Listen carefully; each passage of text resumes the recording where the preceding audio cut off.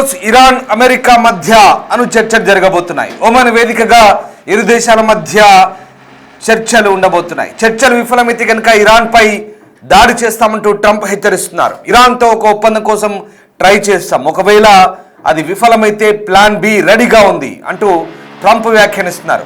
ఖమేనీకి దెబ్బతినడం ఖాయమంటూ హెచ్చరిస్తున్నాడు. Iran చుట్టూ ఇప్పటికే యుద్ధ విమానాలను మోహరించారు.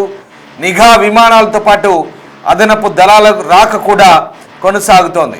ఇరాన్తో చర్చలు సఫలమైతే బంగారం, వెండి ధరలపై కూడా ప్రభావం ఉండే అవకాశం ఉంది. యుద్ధ భయాలు వీడితే స్టాక్ మార్కెట్ కూడా పెరిగే ఛాన్స్ ఉంది.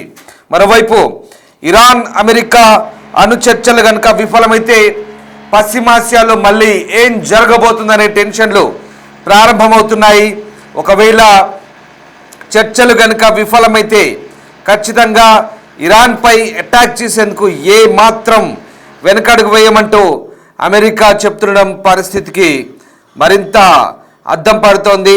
మరి ఏం చేయబోతోంది? అమెరికా ప్లాన్ బితో రెడీగా ఉందని చెప్తున్న నేపథ్యంలో ఎలాంటి పురోగతి ఉంటుంది, చర్చల్లో ఏ రకంగా సాగుతాయనేది ఇప్పుడు టెన్షన్ కొనసాగుతోంది. మీరు చూస్తున్న దృశ్యాలు డిస్టర్బింగ్ కంటెంట్. గల్ఫ్ ప్రాంతంలో సముద్ర తీరంలో యుఎస్ఎస్ అబ్రహం లింకన్ వాహక నౌక అది గత నెల రోజుల క్రితమే ఆ ప్రాంతంలో మోహరించింది. దాంట్లో యుద్ధ నౌకలున్నాయి. ఇప్పటికే ఇరాన్కు గురిపెట్టి అవన్నీ కూడా ఎప్పుడు యుద్ధం జరిగినా ఇరాన్పై దాడి చేసేందుకు మోహరించున్నాయి. ఇక ఇవాళ ఒమన్ వేదికగా ఇరాన్ అమెరికా మధ్య చర్చలు ప్రారంభం కాబోతున్నాయి. ఈ చర్చలో ఇరు దేశాలు ఎలాంటి నిర్ణయం తీసుకోబోతాయి అనేది అంత ఆసక్తికరంగా చూస్తున్నారు. ఈ క్రమంలో white house press secretary Karoline leave it సంచలన ప్రకటన చేశారు. ఒకవేళ చర్చలు ఫెయిల్ అవుతే అవసరమైతే బల ప్రయోగానికి కూడా సిద్ధమంటూ తమ దేశ అధ్యక్షుడి మనసులో మాటను కరోలిన్ లివిట్ బయటపెట్టారు. ట్రంప్ దానికి కూడా వెనుకాడరంటూ ఆమె చెప్పారు. ఇక ఈ నేపథ్యంలో ప్రస్తుతం ఒమన్ చర్చల్లో ఇరాన్తో ఒక ఒప్పందం కుదుర్చుకోవడం కోసం ట్రంప్ ఎదురుచూస్తున్నారు. అణురహిత ఇరాన్ డిమాండ్కు తాము కట్టుబడి ఉన్నామన్నారు. ఈ క్రమంలోనే దౌత్యం సాధ్యం కాకపోతే ట్రంప్కు మరిన్ని ఎంపికలు ఉంటాయంటూ హెచ్చరిస్తున్నారు. దీంతో చర్చల నేపథ్యంలో Iran supreme leader Ayatollah Ali ఖమేనీకి ట్రంప్ గట్టి హెచ్చరికలు ఇచ్చారు. ఖమేనీ కలత చెందక తప్పదంటున్నారు.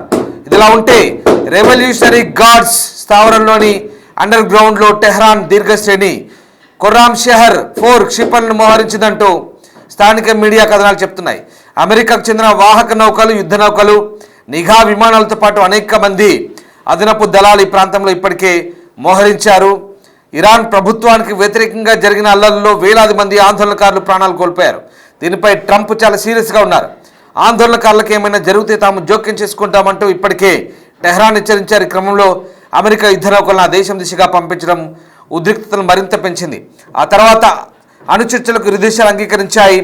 ఇవాళ ఒమన్ వేదికగా జరగబోతున్న ఇందులో చర్చలతో పాటు మరికొన్ని విషయాలపై కూడా సమాలోచన జరపాలని టెహ్రాన్ భావిస్తోంది. ఈ నేపథ్యంలో మరి చర్చల ఫలితం ఎలా ఉంటుంది? ఈ నేపథ్యంలోనే ప్రస్తుతం అందరి దృష్టి ఈ చర్చలపైనే ఉంది. ఇక మరీ ముఖ్యంగా ఇప్పుడు అమెరికా గనుక చర్చలు విఫలమైతే దాడి చేసేందుకు సిద్ధంగా ఉన్నాయన్న వార్తల నేపథ్యంలో ప్రస్తుతం ఈ ప్రాంతం అంతా కూడా మళ్ళీ ఉద్రిక్తత చోటు చేసుకునే అవకాశం ఉన్న నేపథ్యంలో ప్రస్తుతం అంతా అలర్ట్గా ఉన్నారు. మరీ ముఖ్యంగా అమెరికా యుద్ధ నౌకలు మోహరిస్తోంది.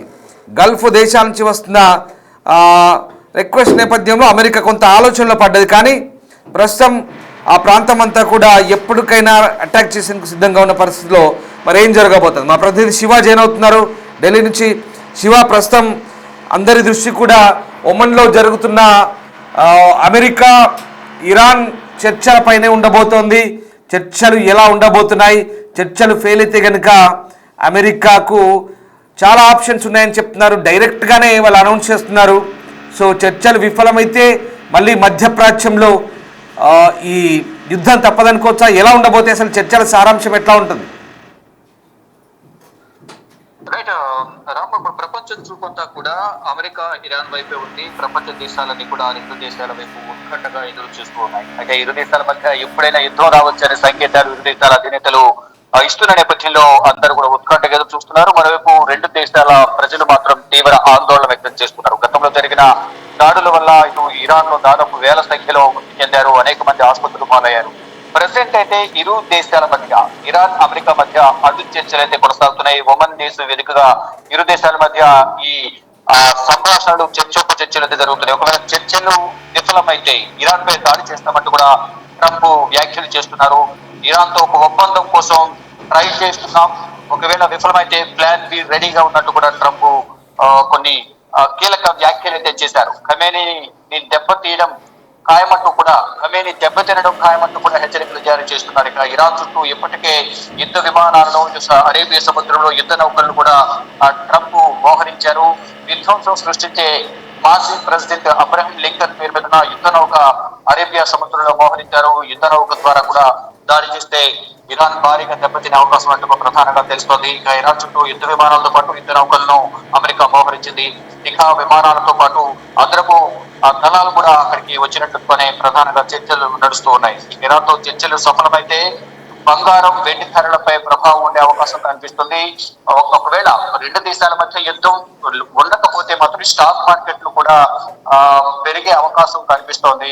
అంటే మొత్తం ఈ యుద్ధ ప్రభావం అనేది ప్రపంచ దేశాల మీద కూడా ఒకవేళ యుద్ధం అంటూ జరిగితే కనుక దీని ప్రభావం ప్రపంచ దేశాల మీద డెఫినెట్ గా ఉంటుంది అనేది కూడా అంతర్జాతీయ విశ్లేషకులు చెబుతూ ఉన్నారు. ఒకవేళ ఇరాన్ మీద కనుక దాడి జరిగితే, ఇరాన్ మీద అటాక్ జరిగితే కనుక, అమెరికా దాన్ని చేస్తే కనుక ఇరాన్ పక్కనే ఉన్న రష్యా పైన దీని ప్రభావం ఉంటుంది. అప్పుడు రష్యా ఇటు ఏ విధంగా వ్యవహరిస్తోంది, దాని ప్రభావం అనేది రష్యా మీద కూడా ఉండే అవకాశం ఉంది. కాబట్టి రష్యా అధ్యక్షుడు పుతిన్ ఏ విధంగా వ్యవహరిస్తారు అనేది కూడా ప్రధానంగా చూడాల్సి ఉంది. ఒకవేళ యుద్ధం అంటూ వస్తే వెనిజులాను ఏ విధంగా అయితే క్యాప్చర్ చేశారో, అంటే అది పక్కనే ఉంది కాబట్టి వెనిజులా దాన్ని క్యాప్చర్ చేసే అవకాశం ఉంది. కానీ ఇది సముద్రాలు దాటి ఇరాన్ మీద దాడి చేయాలి కాబట్టి ఒకవేళ ఇరాన్ ఓడిపోయే పరిస్థితి వస్తే ఇస్లామిక్ రాజ్యాలన్నిటి కూడా, ఇస్లామిక్ దేశాలు ఏవైతే ఉన్నాయో వాటన్నిటి మద్దతు కూడా కూడగట్టే అవకాశం ఉన్నట్లు కూడా కొంతమంది నిపుణులు అంచనా వేస్తున్నారు. ఒకవేళ వెనిజులాను అలాగే ఇరాన్ రెండింటిని కంపేర్ చేసే అవకాశం లేదు, అది వేరు ఇది వేరు అనేది కూడా నిపుణులు చెప్తూ ఉన్నారు. ఒకవేళ యుద్ధం అంటూ వస్తే ఇరాన్ కూడా క్యూట్గా ఎదుర్కొనే అవకాశం ఉంటుంది. కానీ యుద్ధం అనేది రాకుండా ఉండాలి అనేది కూడా ప్రపంచవ్యాప్తంగా ప్రతి ఒక్కరూ కోరుకుంటున్నారు. యుద్ధం అంటూ వస్తే మాత్రం దీని ప్రభావం అన్ని దేశాల మీద పడుతున్నట్టు కూడా అంతర్జాతీయ నిపుణులు చెబుతున్నారు. ఒకవేళ యుద్ధమే జరిగితే ఏం జరగబోతోంది, ఇప్పటికే నార్మల్ గా అల్లర్లు జరిగితేనే, కృత్రిమంగా అల్లర్లు జరిగితేనే అక్కడ వేల సంఖ్యలో ఇరాన్ లో చనిపోయారు. దాని ద్వారా ఖమేనీ పైన వ్యతిరేకత అనేది దేశవ్యాప్తంగా వ్యతిరేకత వ్యక్తం చేస్తూ ఉన్నారు. అంటే ఆ ట్రంప్ పరిశ్రమలోనే ఇక్కడ సొంత దేశంలో ప్రజలపైన దాడులు జరుగుతున్నాయని ఖమేనీ కానీ, మరోవైపు ఇరాన్ అధ్యక్షుడు కానీ ట్రంప్ ను ఉద్దేశించి ట్రంప్ వ్యతిరేకంగా వ్యాఖ్యలు చేశారు. శివ, ఇప్పుడు ఇటు వీళ్ళ పర్షియన్ గల్ఫ్ లో వీళ్ళ యుద్ధ నౌకలు, అమెరికా యుద్ధ నౌకలు ఉంటే, మరోవైపు అటు ఇరాన్ కూడా అండర్ గ్రౌండ్ మిసైల్స్ ని రెడీగా పెట్టింది అంటూ వార్తలు వస్తున్నాయి. ఇప్పుడు అది కొంత భయాందోళన రేకెత్తిస్తోంది. ముఖ్యంగా మరి ఇది అమెరికాకు తామేం తక్కువ తీసుకోమంటూ ఒక హెచ్చరిక పంపినట్లయినా చర్చల ముందు? డెఫినెట్ గా, ఎందుకంటే ఇద్దరు కూడా ఎటువైపు నుంచి ఎవరు దాడి చేస్తారో అనే ఒక అనుమానం ఉంటేనే ఉన్న నేపథ్యంలోనే ఒకవైపు ఇటు అరేబియా సముద్రంలో యుద్ధ నౌకలను అమెరికా మోహరించింది, యుద్ధ విమానాలను, మరోవైపు మొత్తం అన్ని కూడా భద్రతా బలగాలని కూడా మోహరించింది. అట్ ద సేమ్ టైం వీళ్ళు కూడా సంసిద్ధంగా ఉండాలి. కాబట్టి ఒకవేళ వారు దాడి చేస్తే దాన్ని ఎదుర్కొనే విధంగా కూడా వీరు కూడా సిద్ధంగా ఉండాలి. కాబట్టి వీరు కూడా అండర్ గ్రౌండ్ లో మీరు చెప్పినట్టుగా మిసైల్స్ ను, యుద్ధ నౌకలను, యుద్ధ విమానాలు కూడా వీరు కూడా సిద్ధం చేసుకున్నారు. భద్రతా బలగాలు కూడా ఈ బోర్డర్స్ వరకు కూడా తరలించి వేచి చూస్తూ ఉన్నారు. ఇప్పుడు ఒమన్ దేశంలో ఏదైతే చర్చలు జరుగుతున్నాయి, అణు చర్చలు ఏవైతే జరుగుతున్నాయో ఆ చర్చలు విఫలమైతే మాత్రం డెఫినెట్ గా మేము దాడి చేస్తాము, ఖమేనీని లేపేస్తాము అనే వ్యాఖ్యలను కూడా ఇండైరెక్ట్ గా ఇటు అమెరికా వైట్ హౌస్ నుంచి కొన్ని సంకేతాలు అయితే వస్తున్నాయి. దానిలో భాగంగా యుద్ధానికి మేము సిద్ధమంటే కూడా వీరు సంసిద్ధంగా ఉన్నట్లు కూడా ఖమేనీ వర్గం చెప్తోంది. దానిలో భాగంగానే ఇరు దేశాలు కూడా ఇరు సరిహద్దుల్లో కూడా వారు యుద్ధం చేసేందుకు సిద్ధంగా ఉన్నారు. కానీ ప్రపంచ దేశాలు మాత్రం యుద్ధం అంటూ రాకూడదు, శాంతి చర్చలతో సమరసపూర్వకంగా ఉండాలి, యుద్ధం రాకూడదు. యుద్ధం వస్తే కనుక ప్రపంచ దేశాలపై దీని ప్రభావం కూడా చెప్తున్నారు. అంటే ప్రధానంగా చూసుకుంటే కనుక యుద్ధం వస్తే ఇరు దేశాలకు సంబంధించిన సైన్యం కానీ, ప్రజలు కానీ, సాధారణ ప్రజలపైన ఇది అంటే సాధారణ ప్రజలపై ఎక్కువగా దీని ప్రభావం అనేది ఉండే అవకాశం అయితే కనిపిస్తుంది. కాబట్టి యుద్ధం రాకూడదని అందరూ కోరుకుంటున్నారు. కానీ ఇప్పుడు చర్చలు జరుగుతున్నాయి, అణు చర్చలు. ఆ చర్చలు విఫలమైతే మా దగ్గర ప్లాన్ బి రెడీగా ఉంది, ఆ ప్లాన్ బి ని మేము ఇంప్లిమెంట్ చేస్తామంటూ ట్రంప్ చెప్తున్నారు. కానీ ఏం జరగబోతుంది అనేది మాత్రం అందరూ ఉత్కంఠగా, ప్రపంచ దేశాలని కూడా ఉత్కంఠగా అమెరికా ఇరాన్ వైపు చూస్తున్నారు. ఈ రోజు జరిగే చర్చలు సారాంశం బట్టి దాని ప్రభావం అమెరికా, ఇరాన్ ఎటువంటి నిర్ణయాలు తీసుకుంటారనేది కూడా చూడాల్సి ఉంది. Right, so thank you Shiva, thanks for the update. So మొత్తం మీద ఇక ప్రస్తుతం ఉన్న పరిస్థితుల్లో వెనిజులా మీద అటాక్ చేసినంత ఈజీ కాదు అమెరికాకి. ఎందుకంటే వెనిజులా మీద ఈజీగా అటాక్ చేసి అక్కడ ఆ అధ్యక్షుడిని బందీగా క్యాప్చర్ చేసి పట్టుకొచ్చారు. ఇరాన్ మీద అట్లా కాదు. ఇరాన్ మీద అటాక్ చేస్తే ఇరాన్ ఏం చూస్తూ ఊరుకోదు. ఇరాన్ కూడా బలమైన ఆయుధ సంపత్తి కలిగి ఉంది. ఇప్పుడు ఏంటి భయం అంటే మిత్ర దేశాలకు భయం అయితే చుట్టుపక్కల Dubai, Qatar, UAE. Dubai UA అంటే ఒకటే అనుకోండి, అది అంతా అరబ్ ఎమిరేట్స్. జోర్డాన్లో ఉంది, కువైట్లో ఉంది, ఖతర్లో ఉంది air base, American air base. Problem ఏంటంటే వీళ్ళు కనుక అమెరికా అటాక్ చేయాలని డిసైడ్ అయితే కనుక ఇక ఇరాన్ ఊరుకుంటుందా? ఫస్ట్ ఇజ్రాయెల్ టార్గెట్ చేస్తుంది. ఇజ్రాయెల్ తర్వాత ఖతర్, కువైట్, యుఏఈ, జోర్డాన్, ఈ ప్రాంతాలన్నిటి మీద ఎక్కడెక్కడ అమెరికన్ ఎయిర్ బేస్ ఉన్నాయి వాటన్నిటి మీద దాడి చేస్తుంది. అప్పుడు దాడి చేసినప్పుడు ఏమవుతుంది? దాడి చేస్తే అమెరికా ఎయిర్ బేస్లు కాదు, ఆయా దేశాల మీద దాడి చేసినట్టే. సో ఎంతో కొంత నష్టం ఉంటుంది ఖచ్చితంగా. అమెరికా ఎయిర్ బేస్ల మీద దాడి చేసినా అక్కడ ఆ పౌరులకు నష్టమే, సివిలియన్స్కి ఇబ్బందే, ప్రాణ నష్టం ఉంటుంది, ఆస్తి నష్టం ఉంటుంది, దారుణంగా ఉంటుంది సిచ్యువేషన్.